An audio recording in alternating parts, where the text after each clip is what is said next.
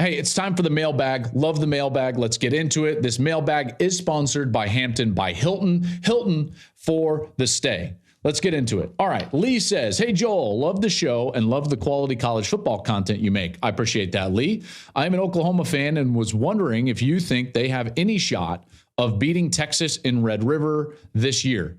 If so, how do they do it? Well, yeah, they've got a shot, right? It's a rivalry game. So, Lee, they have a shot. Is Texas better than they've been in the past? Yes.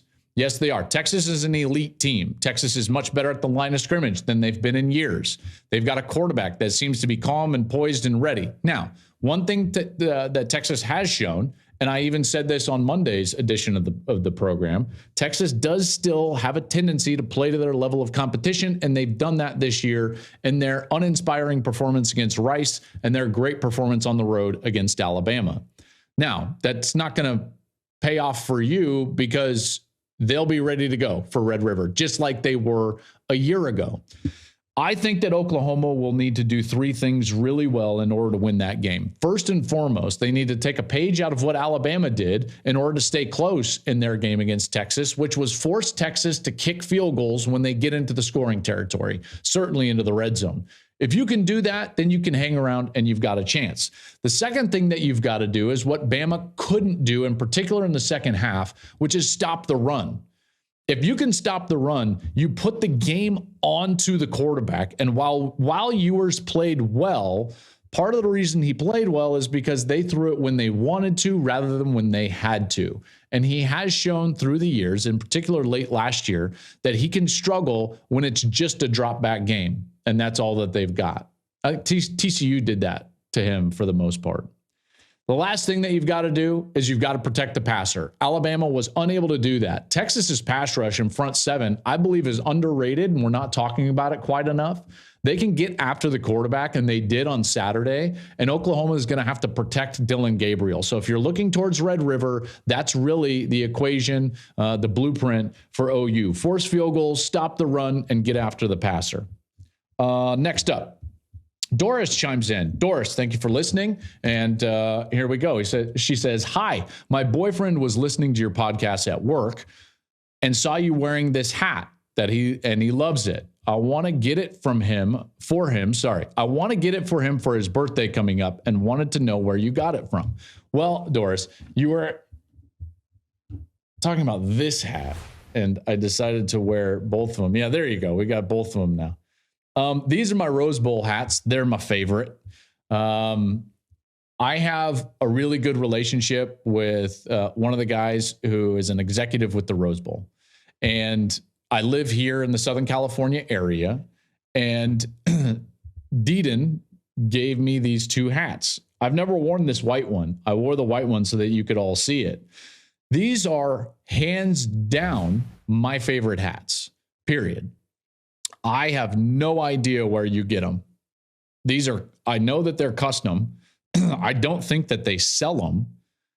So I don't know what to do. I'll tell you what I'm going to do. You know what we're going to do? I just thought of this. Deedon listens to the show. So Deedon, you're listening right now. We're going to get some hats and we're gonna do a giveaway on the Joel Klatt show. We're gonna give Rose Bowl hats away. There'll be some sort of contest, some sort of giveaway. I'm not sure what it is. I'm thinking of this on the fly. This is so exciting. And we're gonna give some of these Rose Bowl hats away because a lot of people chime in about the Rose Bowl hats. That's what they are, Rose Bowl hats. I believe that it's a Travis Matthew hat with the rose on it. I don't think you can buy it, though. So we're going to do these exclusive. We're going to give away hats on the show. It's going to be amazing. I think I might even throw a little Joel Klatt logo on the side, but you might not want that. I might just do the rose. I don't know. I'm getting very excited. I talk fast when I get excited. Let's move on. Last one here. Let's go last one. Brett here, lifelong diehard Michigan fan. I live about 30 minutes outside of Ann Arbor and attend about 3 games a year at the Big House. I have a 2-part question for you. 1, what are your top 5 venues in college football, and what is the best game atmosphere you have ever announced a game at? You know what? I've got to mix those two. I can't really do,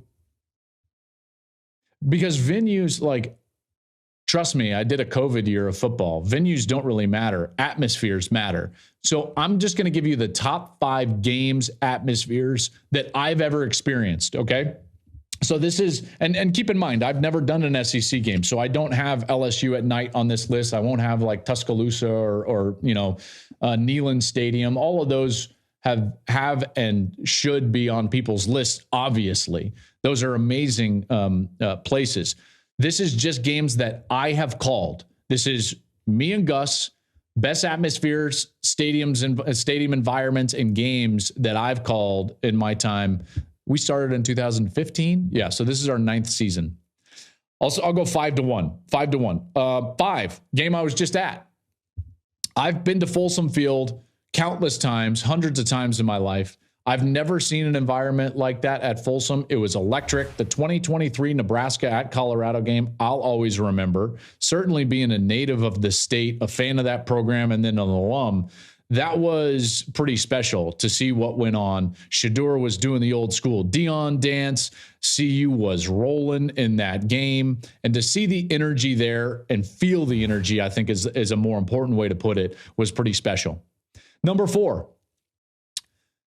Penn State traveling to the Shoe at Ohio State 2017. This was one of the great games and environments I have ever been a part of. That's why it's on the list, obviously, so it's redundant that I said that. Having said that, the opening kick of the game, right? Like, I barely had my headset on, and Saquon Barkley takes it the distance. I've never heard or felt a stadium with that much energy go that flat that quickly. It was an amazing return. Ohio State that year had struggled, by the way, on the kickoff team. And sure enough, he takes it over the left side and was like a rocket down the left sideline. Scores. Gus is going crazy. And from that moment on, Ohio State's just trying to climb back in that game, and they never quite got back in the game until the end. And then at the very end, the sun is going down. The World Series is later that night on Fox, and JT Barrett finds the wide receiver in the back of the end zone. The fans came rushing out after the game. That was incredible. So that's number 4. Number 3, also Penn State, although this one was a Nittany Lion win, but I love the game for a different reason. It was at Wisconsin. It was the first game back from COVID. The jump around scene in that game, and by the way, it was a great game. The jump around scene, I still don't have words for it.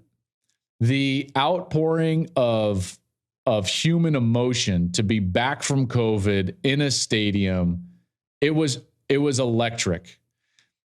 I'll never forget that. It was like an earthquake up in the booth. Jenny was jumping around on the sidelines. We stayed live to cover it. It normally happens during a commercial, but we stayed live on Fox to cover it. It was a great decision by our production team. And that was an amazing day. Amazing day. All right. Number 2, my best 2. Number 2 was at the old Cotton Bowl when Oklahoma and Texas hooked up in Red River in 2018. The crowd is split 50-50. Such a unique scenario.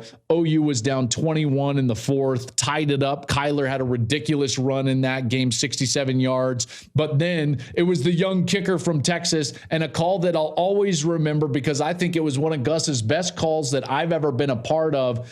Dicker, the kicker.